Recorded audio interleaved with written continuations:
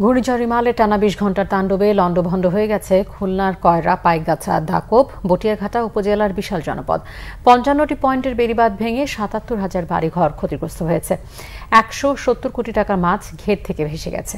Atiar পারভেজের report. ঘূর্ণিঝড় রিমালের তাণ্ডবে এভাবে ভেঙে গেছে খুলনার কয়রা উপজেলার মহারাজপুর ইউনিয়নের ১০হালি গ্রামের কপোতাক্ষ তীরের বেড়িবাঁধ। এই চিত্র পাইকগাছা, দাকোপ ও বটিয়াঘাটাতেও। ঘরবাড়ি বিধ্বস্ত হওয়ার পাশাপাশি ঘেরের মাছ ভেসে গেছে। নতুন করে ঘুরে দাঁড়ানোর সংগ্রামে নেমে পড়েছেন ক্ষতিগ্রস্তরা। আমাদের এই ঝড়ে তো নেই কিছু, আমাদের সব কিছু শেষ হয়ে গেছে। আমরা এখন যে ঘর ধরে উঠবো, সরকারের সাহায্য ছাড়া আমাদের আর কোনো উপায় নেই।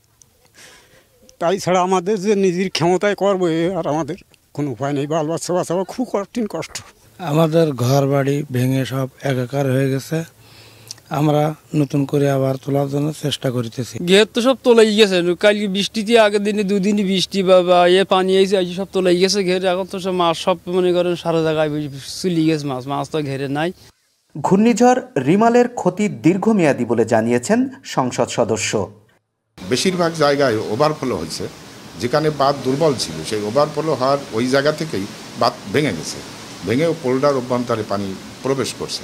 আর পোল্ডার অভ্যন্তরে পানি প্রবেশ করা মানে বহুবিধ ক্ষতি হওয়া। কোনো কোনো জায়গায় ফসল আছে, কোনো কোনো জায়গায় মানুষের বসত বাড়ি আছে, সেই বসত ঘরে পানি উঠে গেছে। দুর্বল যে সমস্ত বসত ঘরগুলো সেগুলো ভেঙে পড়ছে। এভাবে বহুবিধ ক্ষতি, যে ক্ষতি নিরূপণ করা এখনই সম্ভব না।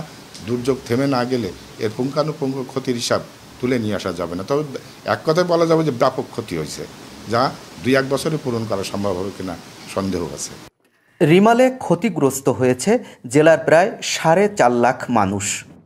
খুলনার ৪টি উপজেলায় ঘূর্ণিঝড় রিমেলের তাণ্ডবে যে ক্ষয়ক্ষতি হয়েছে তা পুষিয়ে ওঠার জন্য সরকারের সর্বাত্মক সহযোগিতা চেয়েছেন ক্ষতিগ্রস্ত মানুষ।